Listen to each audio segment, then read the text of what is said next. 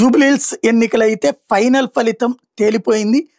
ఓవరాల్‌గా 50.83% ఓట్లేమో ఆహ్, కాంగ్రెస్‌కొస్తే 38.13% ఓట్లేమో బీఆర్ఎస్‌కొస్తే 8.5% ఓట్లు బీజేపీకొచ్చినాయి. ఇందులో సూపర్ సక్సెస్ కాంగ్రెస్ 50% పైగా ఓట్లు అధికారంలో ఉండి సాధించగలిగింది. అంటే ప్రజల మన్నన పొందగలిగింది.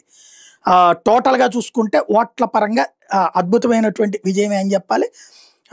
99,988. అదే సందర్భంలో ఇటు భారతీయ జనతా పార్టీ కేవలం 17,061 ఓట్లు సాధించి మూడో స్థానానికి పరిమితం కావడం అన్నటువంటిదే ఆవేదనకరమైనటువంటి అంశం, అనూహ్యమైనటువంటి అంశం అని చెప్పాలా. దాంతో ఇప్పుడు భారతీయ జనతా పార్టీ అక్కడ చూసుకోవాలి. వాస్తవంగా అసెంబ్లీ ఎన్నికలప్పుడు ఏది 2023లో ఓడిపోయినటువంటి సందర్భంలో కాంగ్రెస్ పార్టీ అత్యసరు ఇద్దరికి మధ్య 2% ఓట్లు తేడా బీఆర్ఎస్కిను వీళ్ళకి. అదే పార్లమెంట్ ఎన్నికలకు వచ్చేటప్పటికి బీజేపీ కాంగ్రెస్ల మధ్య పోరాటం అయింది. బీఆర్ఎస్ అసలు సోదులో లేకుండా పోయింది.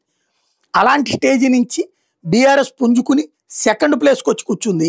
సెకండ్ ప్లేస్లో ఉన్నటువంటి భారతీయ జనతా పార్టీ లాస్ట్ ప్లేస్కి వెళ్ళి కూర్చోవడమే ఆవేదన కలిగించేటటువంటి అంశం ఆ సంస్థకి సంబంధించినటువంటి వాళ్ళది. ఇది తాజాగా జరుగుతున్న వ్యవహారం.